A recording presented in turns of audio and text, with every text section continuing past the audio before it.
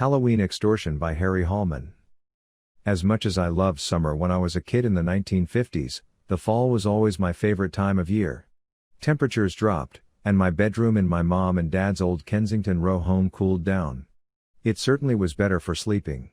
I, however, loved fall mostly because it has the best holidays.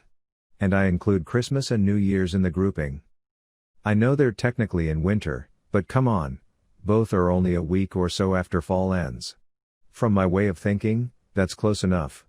As a kid, the last thing I gave a damn about was what dates divided the seasons. The holidays meant fun, and my friends and I were all about having fun. The first fall holiday was my second most favorite after Christmas, of course. Halloween. The fun started way before we donned our sheets, corked our hobo faces, or hand-made other costumes.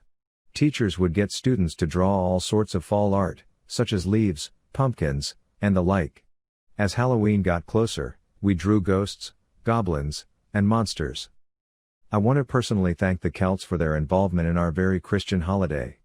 That's the people who lived in Ireland, Scotland, Britain, Wales, and other parts of Northern Europe. Way before Christ was born, they celebrated the coming of winter at the same time as our Halloween. The harvest was in, and it was time to drink, eat, and be merry. At some point in the Middle Ages or Renaissance era, the church co-opted the Celts' holiday, and it eventually became our Halloween.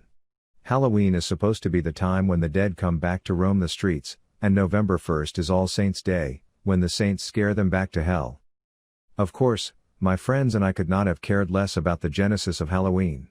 We only cared that the holiday was comprised of 3 nights, Mischief Night, Soap Night, and the Big Kahuna, Halloween.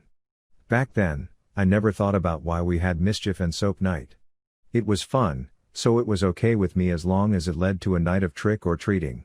The seemingly innocent term trick or treat is as ubiquitous as Halloween itself. It turns out it might have had more sinister origins. It seems that at one point in history, the term trick or treat meant give me a treat, or I will trick you. Trick, in this case, meant I will do something you won't like. It was a form of legal extortion, smiley face. By the time I was roaming the streets in my hobo outfit, it had come to mean give me candy, please. Some people took the request literally. Mrs. Milky, a wonderful older neighbor on Wishart Street, would have us come in her house and make us do the trick before she gave us a very generous treat. Whatever, if you wanted a trick before you gave me a grade A chocolate, a candied apple, a Baby Ruth bar, a Tootsie Roll, or a nickel, I was all about doing the trick. By the way, did you know that if you smash up and bend a Tootsie Roll, then make it wet, it looks like something a dog left on your doorstep? Please don't ask me how I know this. Most of the time, no one asked for a trick.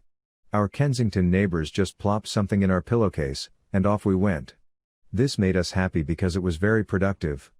Given the closeness of the homes, we would have a pillowcase full of candy and money before we got so tired we went home to enjoy our booty. Some kids, like my brother Bill, would stay out until midnight and come home with 2 pillowcases full. Many folks think Easter is when kids get the most candy, but nothing compares to Halloween. The variety of candy bars, penny candies, homemade popcorn balls, and bubble gum was astounding. And there were always enough pennies or nickels to buy a 10-cent Breyers ice cream cone, a tasty cake, and a Pepsi. So next time you remember the fun you had on Halloween, say a little thank you to the Celts, who were forced to become part of the Roman Empire and, 1800 years later, had an empire of their own, more massive than the Romans could ever have imagined. I'm not sure if kids will get to trick or treat this 2020 Halloween. If they don't, it will be the first time since 1942 to 1947, when sugar was rationed because of World War II. Even if the local governments suggest canceling, I have a feeling some goblins will still wander down Front Street, Allegheny, and Kensington Avenues. I know the spirit of my 10-year-old self will.